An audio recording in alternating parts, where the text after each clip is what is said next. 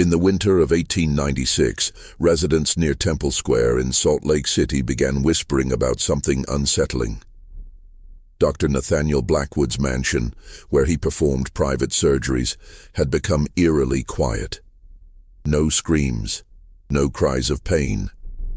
Not even the faintest moan escaped those thick stone walls. Neighbors who had grown accustomed to the sounds of medical procedures now heard nothing but silence. A silence so complete, it seemed unnatural for a place where people were being cut open. But the most disturbing part wasn't the silence itself. It was what Rebecca Foster discovered when she finally entered that operation room. Before we delve into the dark secrets of Dr. Blackwood's mansion, take a moment to subscribe to our channel if you enjoy stories that uncover the hidden horrors of medical history. Hit that like button and let us know in the comments what city and country you're watching from. We love connecting with our global audience who appreciates these chilling tales from the past. Your support helps us bring you more mysteries like this one. Now, let's step back to that harsh Utah winter when everything began to unravel. According to fragmented records and testimonies that survived in the Mormon Pioneer Memorial Museum archives, the truth about Dr. Blackwood's silent operation room would prove far more sinister than anyone in Salt Lake City could have imagined. Salt Lake City in 1896 stood as a testament to Mormon determination and divine providence. Nestled between the Wasatch Mountains and the Great Salt Lake, the city bore the geometric precision of Brigham Young's original vision. Wide streets laid out in perfect grids, irrigation ditches channeling mountain snowmelt through every neighborhood, and the magnificent temple rising like a granite monument to faith and perseverance. The community of nearly 55,000 souls lived by principles of order, industry, and mutual dependence. Polygamous families were common, though the federal government's recent pressure had begun forcing changes. Large households meant frequent medical needs, births, childhood illnesses, injuries from farm work and construction. In this environment, a skilled physician commanded both respect and trust that bordered on reverence. Dr. Nathaniel Blackwood had arrived in Salt Lake City in 1889, carrying credentials from Harvard Medical School and letters of recommendation from prominent physicians in Boston. A tall, austere man in his early 40s, he wore wire-rimmed spectacles and kept his graying beard meticulously trimmed. His manner was formal but reassuring, exactly what Mormon families sought in a medical practitioner. Blackwood established his practice in a 3-story mansion on South Temple Street, just 6 blocks from the temple construction site. The red sandstone building had been constructed by a wealthy mining executive who'd left the territory during the federal raids on polygamists. Blackwood purchased it for a remarkably reasonable price, citing his desire to serve the Mormon community's medical needs. The mansion's most distinctive feature was the 3rd-floor operation room. Blackwood had invested considerable resources in renovating this space, installing the latest medical equipment available. The adjustable operating table manufactured in Philadelphia, gas lighting fixtures for optimal illumination, and cabinets filled with surgical instruments that gleamed like silver prayers. Most unusually, he had the walls lined with thick felt padding and installed double doors with rubber seals. Modifications he explained as necessary for maintaining sterile conditions. Rebecca Foster had worked as Dr. Blackwood's primary surgical assistant since 1892. At 28, she was considered an old maid by local standards, having devoted herself to nursing rather than marriage. Her medical knowledge was extensive, unusual for a woman in that era, but Blackwood seemed to appreciate her competence. She had trained under Dr. Martha Hughes Cannon, one of Utah's few female physicians, before Dr. Cannon entered politics. Rebecca lived in a small apartment above the local apothecary, walking to work each morning through streets that smelled of sage and coal smoke. She took pride in her work, believing that she was helping to bring modern medical science to a community that had often relied on folk remedies and faith healing. The other members of Blackwood's household included Mrs. Gertrude Whitman, a widow who served as housekeeper and lived in the mansion's basement quarters, and Thomas, a young man who handled maintenance and assisted with moving patients. Both had been sworn to discretion about medical matters. a common enough requirement given the private nature of surgical procedures. What made Dr. Blackwood's practice particularly valuable to the Mormon community was his willingness to treat women's medical conditions that other physicians often dismissed or refused to handle. Childbirth complications, female ailments, and what were delicately termed family planning concerns formed a significant portion of his practice. Given the large families common in Mormon households and the community's emphasis on modesty, having a doctor who specialized in such matters was considered providential. The fee structure was unusual, but accommodating. Blackwood accepted payment in various forms. Cash when families had it, but also livestock, grain, or labor when money was scarce. For certain procedures involving prominent church members, payment arrangements were made through Elder Jacob Morrison, who served as an informal intermediary between medical and ecclesiastical needs. The first sign that something was amiss came on a frigid January morning in 1896. Rebecca arrived at the mansion to find Dr. Blackwood already preparing for surgery. This wasn't unusual. Emergency procedures often began before dawn. What struck her as odd was the patient, Sister Mary Caldwell, wife of Brother Samuel Caldwell, a prosperous merchant who served on the local church board. Sister Caldwell appeared to be sleeping peacefully on the examination table, her breathing slow and regular. Dr. Blackwood explained that she was suffering from severe abdominal pain and required immediate surgical intervention. He had already administered chloroform for the anesthesia, he said, though Rebecca noticed an unfamiliar sweet smell in the air. Not quite the chloroform she was accustomed to. "We must work quickly and quietly," Dr. Blackwood instructed. "Sister Caldwell's condition is delicate and any disturbance could prove dangerous." As the procedure began, Rebecca noticed several peculiarities. The patient remained completely motionless, not the restless semi-consciousness typical of chloroform anesthesia. Her pulse was weak but steady, her breathing shallow but regular. Most disturbing was her complete lack of response to the initial incision.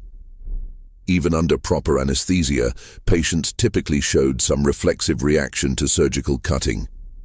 The operation itself was unlike anything Rebecca had assisted with before. Rather than addressing any obvious abdominal pathology, Dr. Blackwood performed what appeared to be a careful exploration of the patient's reproductive organs. He made precise notes in a leather-bound journal, sketching diagrams and recording measurements with scientific detachment. "What exactly are we treating, Doctor?" Rebecca asked during a pause in the procedure. "A condition that requires careful study," Blackwood replied without looking up from his work. "The patient's husband has requested absolute discretion regarding this matter. You understand the importance of maintaining confidentiality." The procedure lasted nearly 3 hours. Throughout this time, Sister Caldwell never stirred, never moaned, never showed any sign of awareness. The silence was so complete that Rebecca found herself periodically checking to ensure the patient was still breathing. When the surgery concluded, Dr. Blackwood administered another injection, this one into the patient's arm. Within minutes, Sister Caldwell began showing signs of returning consciousness, though she remained groggy and disoriented. "She will remember nothing of this procedure," Dr. Blackwood assured Rebecca as they cleaned and bandaged the surgical site. "The anesthesia I've developed has that beneficial effect.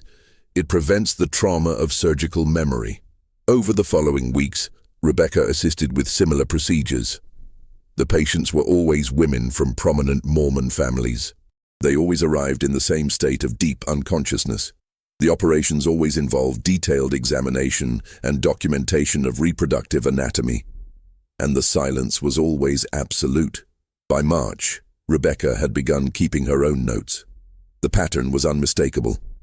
Wives of church leaders, women from polygamous households with many children, and occasionally unmarried women whose families were seeking to avoid scandal.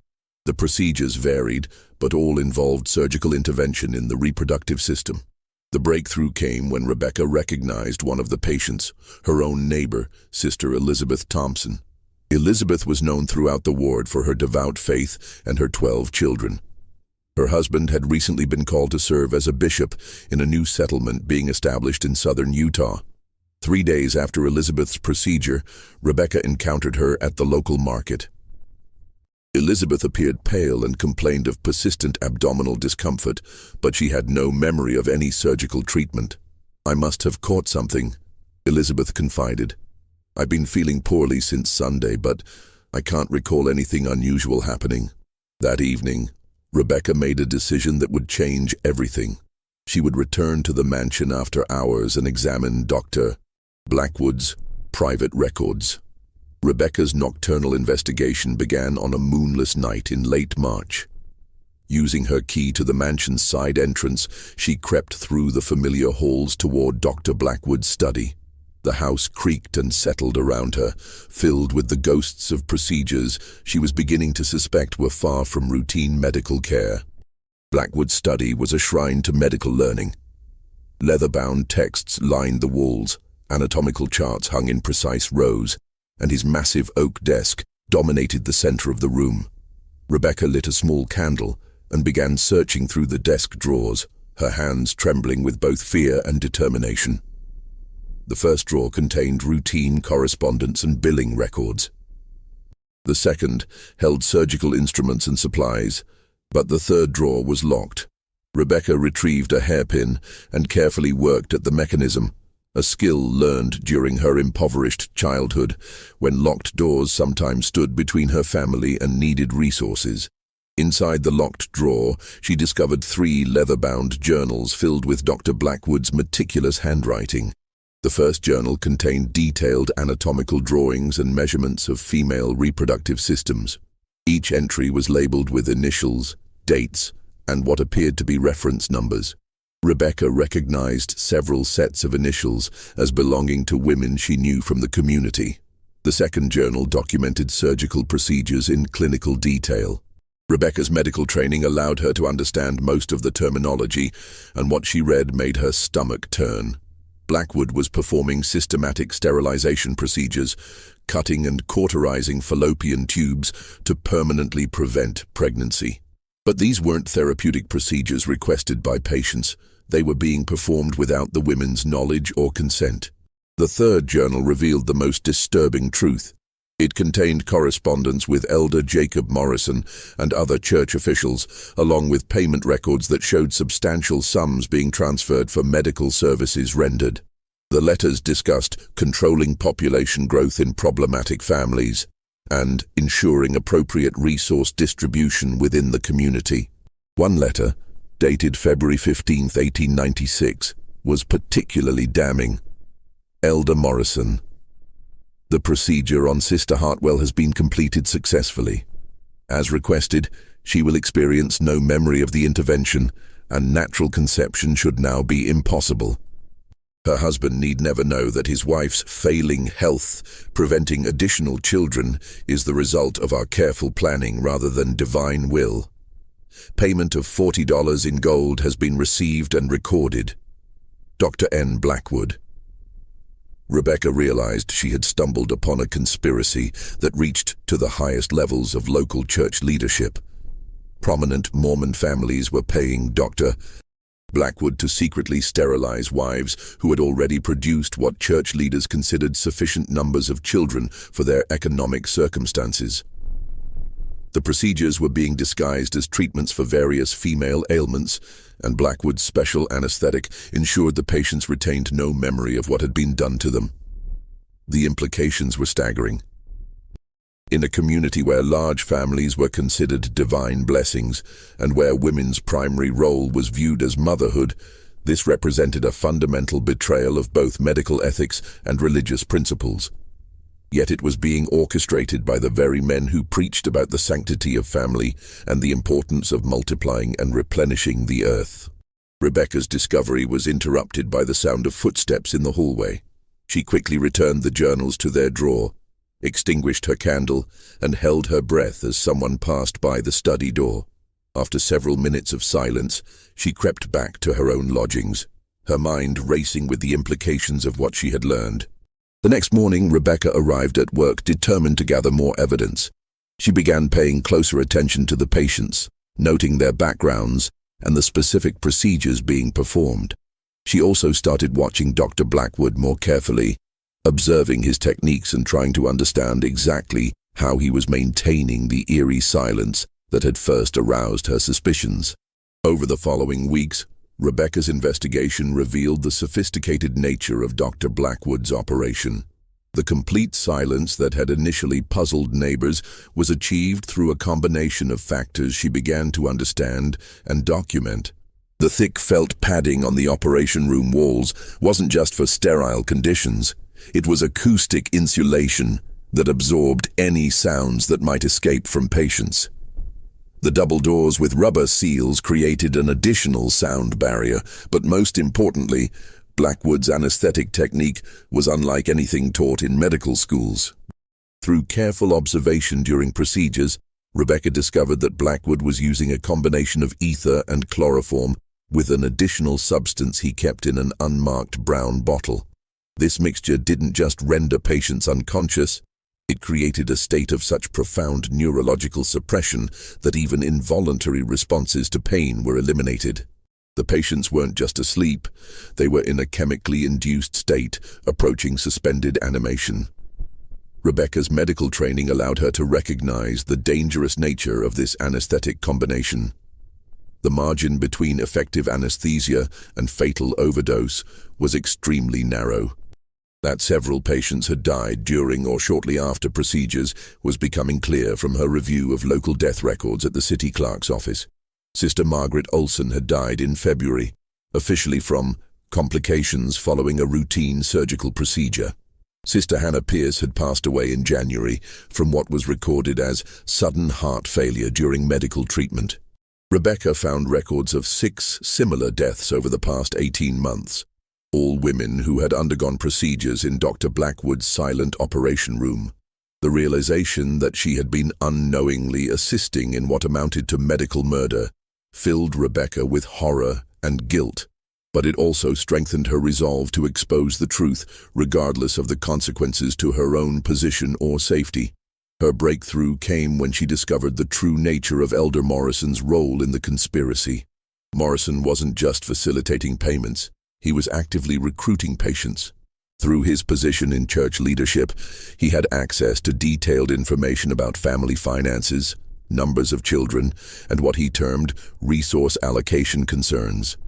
Families struggling to support large numbers of children were approached with offers of free medical treatment for the wives' female complaints. The selection criteria were coldly calculating. Women were chosen based on their family's inability to comfortably support additional children, their husband's importance to church leadership, making family stability crucial, or their own perceived inability to be effective mothers to larger broods. The procedures were presented to the husbands as necessary medical treatments, often for fabricated conditions like inflammation of the female organs or complications from previous childbirth. Rebecca also discovered that Dr. Blackwood's credentials weren't entirely genuine. While he had attended Harvard Medical School, he had been dismissed before graduation following allegations of conducting unauthorized experiments on hospital patients. His letters of recommendation had been forged, and his medical license in Massachusetts had been revoked. Utah Territory's less stringent oversight had allowed him to establish a practice without proper verification of his qualifications. The more Rebecca learned, the more she realized the scope of the conspiracy. This wasn't just about controlling population growth. It was about social engineering on a community-wide scale. Church leaders were making decisions about which families would be allowed to expand and which would be secretly limited, all while maintaining the appearance of supporting large families as divinely mandated. But Rebecca also recognized the complexity of the situation.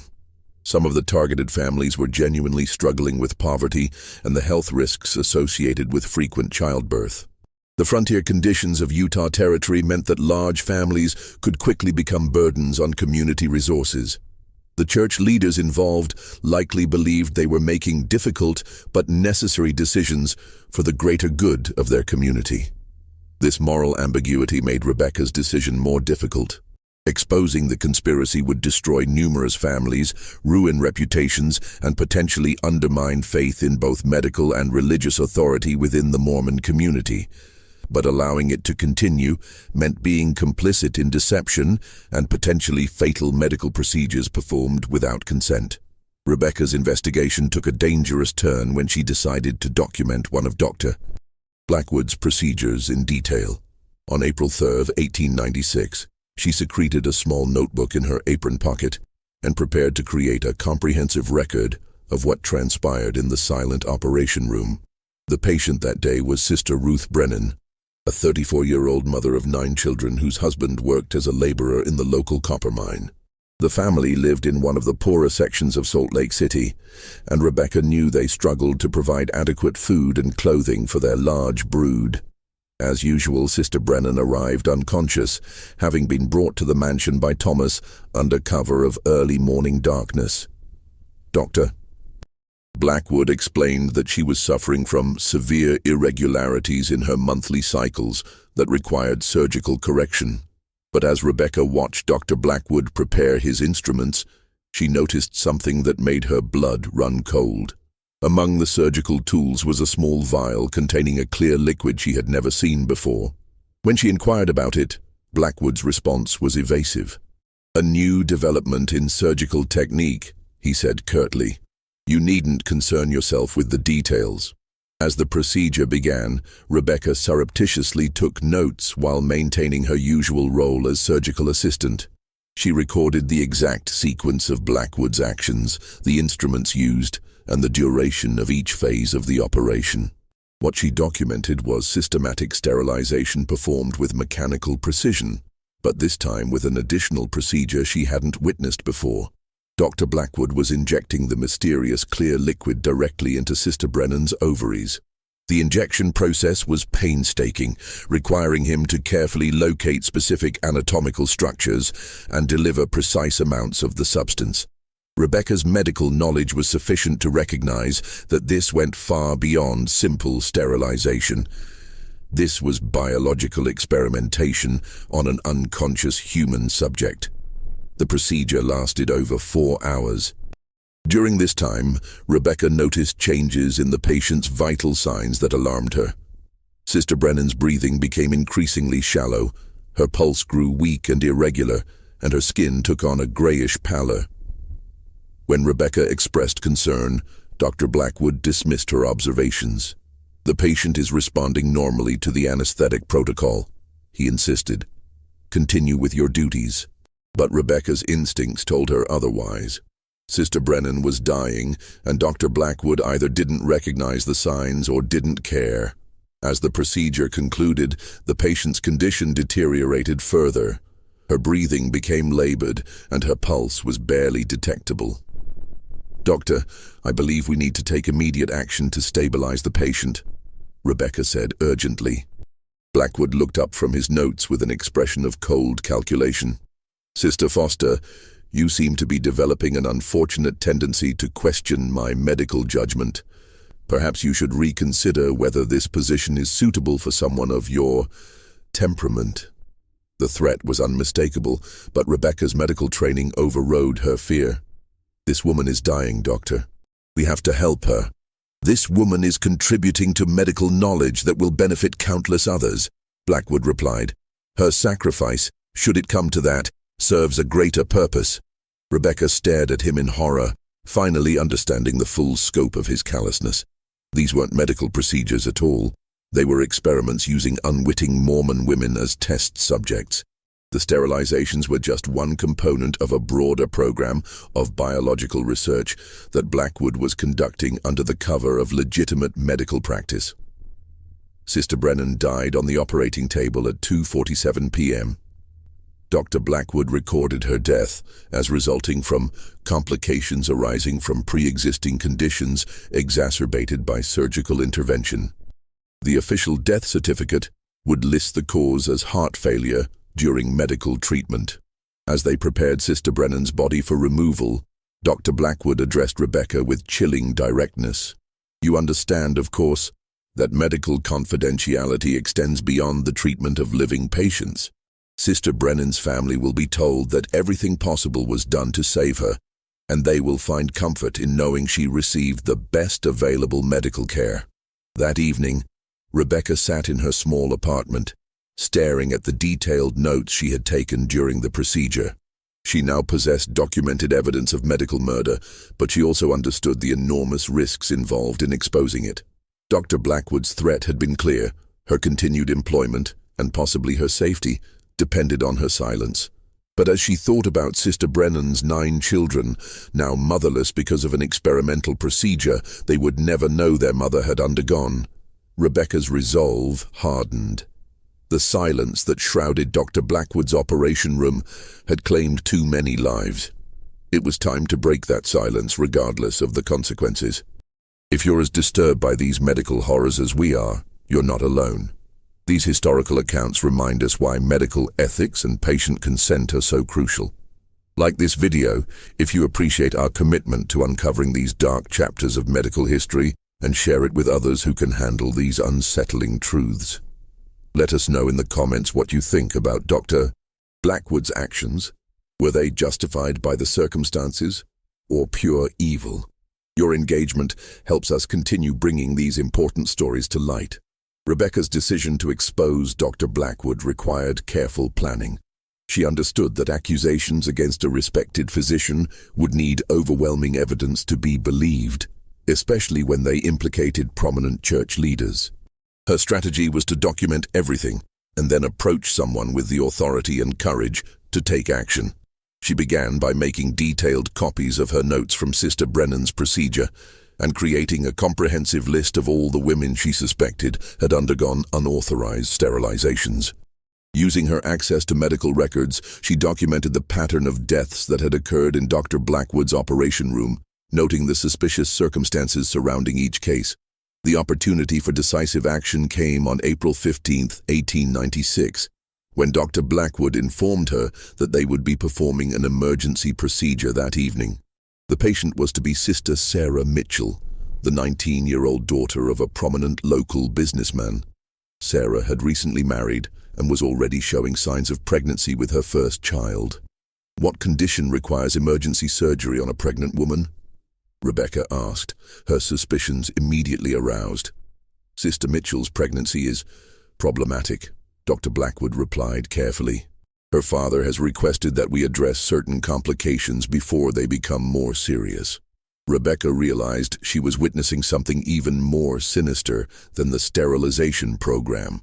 Sarah Mitchell was being brought in for what would amount to a forced abortion, disguised as treatment for pregnancy complications. The young woman's father was apparently more concerned with avoiding the scandal of an unwanted pregnancy than with his daughter's rights or well-being. That evening, as Dr. Blackwood prepared his instruments and Sarah Mitchell lay unconscious on the operating table, Rebecca made her move. Instead of assisting with the procedure, she confronted him directly. "I can't be part of this anymore, Doctor. What you're doing isn't medicine, it's murder disguised as treatment." Dr. Blackwood looked up from his preparation, his expression shifting from surprise to cold fury. "Sister Foster, you are overwrought. Perhaps you should leave the room and compose yourself." "No," Rebecca replied, her voice steady despite her fear. "I know about the sterilizations, the experiments, the women who died. I know about Elder Morrison and the payments. I know about the fake credentials and the forged letters. This ends tonight." For a moment, the operation room fell completely silent, the same unnatural silence that had first aroused suspicion. Then Dr. Blackwood set down his instruments and turned to face her fully. "You understand nothing about the complexities of medical progress," he said, his voice taking on a lecturing tone. "The procedures I've performed have advanced our understanding of female anatomy and reproductive physiology by decades. The knowledge gained from these cases will benefit countless women in the future." "At the cost of how many lives?" Rebecca demanded. "Sister Brennan died 3 days ago, Sister Olson in February, Sister Pierce in January. How many more will die for your medical progress?" "Regrettable losses," Blackwood acknowledged without emotion, "but necessary sacrifices for the advancement of medical science. You lack the intellectual capacity to understand the greater purpose being served here." Rebecca moved toward the door, intending to summon help, but Dr. Blackwood stepped to block her path. In his hand was a surgical knife, its blade gleaming in the gaslight. "I'm afraid I can't allow you to leave with your current misunderstandings about my work," he said. "Perhaps you would benefit from experiencing my anesthetic techniques firsthand. A permanent solution to your unfortunate tendency toward hysteria." The threat was explicit, but Rebecca had prepared for this possibility. Hidden in her apron was a small pistol she had borrowed from her landlord's collection, a precaution she had hoped wouldn't be necessary. "Step away from the door, Doctor," she said, producing the weapon. "Sarah Mitchell is going home to her husband tonight, and your operation room is closing forever." Dr. Blackwood's expression shifted through surprise, calculation, and finally a cold smile. "You won't shoot me, Sister Foster. You're a healer, not a killer. And even if you did, who would believe your wild accusations against a respected physician?" "Elder Morrison's letters will believe for me," Rebecca replied, "along with your experimental notes and the death records I've compiled. I've documented everything, Doctor. The evidence is already hidden where it will be found if anything happens to me." For the first time, genuine fear flickered in Dr. Blackwood's eyes. He realized that Rebecca had been far more thorough in her investigation than he had suspected. The standoff was broken by the sound of footsteps on the stairs.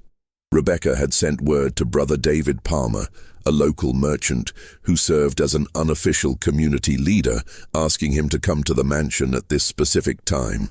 She had gambled that Dr. Blackwood wouldn't dare harm her with a witness present. Brother Palmer's arrival in the operation room created the tableau that would be remembered in Salt Lake City history.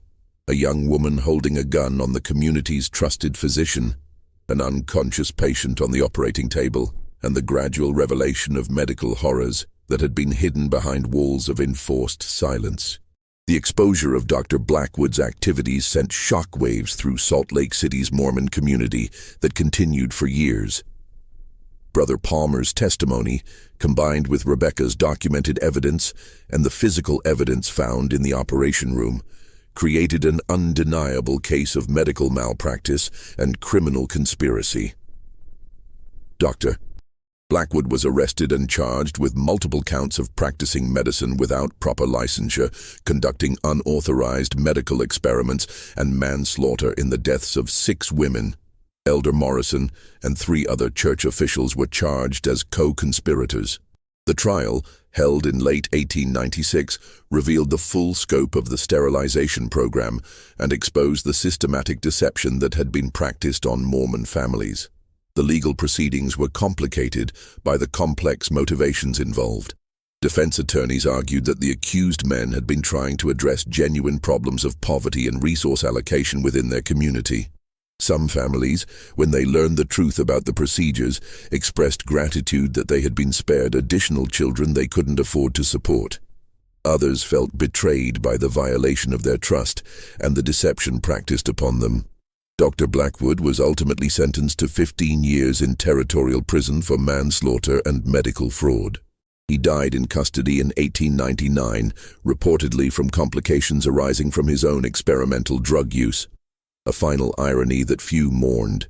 Elder Morrison received a 10-year sentence but was released after 5 years due to his cooperation with authorities and his role in compensating victims' families.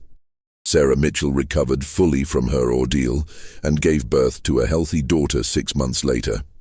She became one of the most vocal advocates for medical reform in Utah Territory, working to establish oversight procedures that would prevent similar abuses. Several other women who had undergone unauthorized procedures came forward once the conspiracy was exposed, leading to additional criminal charges and civil lawsuits. Rebecca Foster left Salt Lake City in 1897, unable to continue living in a community where she was simultaneously viewed as a hero by some and a troublemaker by others. She moved to Denver, where she established a practice specializing in women's medical care, always emphasizing the importance of informed consent and patient advocacy. She never married, dedicating her life to ensuring that no other women would suffer as those in Dr. Blackwood's silent operation room had suffered. The mansion on South Temple Street was purchased by the Mormon Church and converted into a home for widows and orphans. a use that many saw as appropriate atonement for the horrors that had occurred within its walls. The third-floor operation room was sealed and never used again. Local residents reported that the building remained unusually quiet, as if the silence that had once concealed medical atrocities had become a permanent feature of the structure. The scandal led to significant reforms in medical practice oversight throughout Utah Territory. New regulations required multiple medical opinions for surgical procedures, mandated detailed record-keeping that could be inspected by territorial authorities, and established penalties for practicing medicine with falsified credentials. These changes came too late for the women who had died in Dr. Blackwood's experiments, but they prevented similar tragedies in the years that followed. Perhaps the most lasting impact was on the Mormon community's relationship with medical authority. The revelation that trusted physicians and church leaders had conspired to perform unauthorized procedures on unsuspecting women created a deep skepticism about medical recommendations that persisted for generations. Families began demanding detailed explanations of proposed treatments and seeking second opinions for any surgical procedures, practices that, while sometimes complicating legitimate medical care, also provided important protections against future abuse. The case also highlighted the dangerous intersection of religious authority, medical power, and social control that could develop in isolated communities.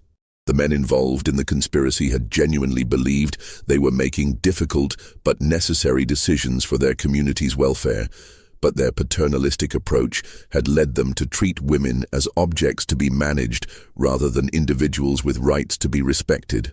This mystery reveals the terrible consequences when medical authority operates without oversight, and when silence becomes a tool for concealing rather than healing. Dr. Blackwood's operation room was quiet, not because his techniques were superior, but because his victims were rendered voiceless by drugs and deception. The true horror wasn't supernatural. It was the very human capacity for justifying cruelty in the name of progress and control. What do you think about this dark chapter in medical history? Do you believe such systematic abuse could happen in today's world? Or have our safeguards evolved enough to prevent it? Share your thoughts in the comments below. If you found this story as disturbing and fascinating as we did, please subscribe to our channel and hit the notification bell so you never miss our investigations into history's darkest mysteries. Share this video with others who appreciate these deep dives into the shadows of the past. We'll see you next time for another journey into the files that were never meant to be opened.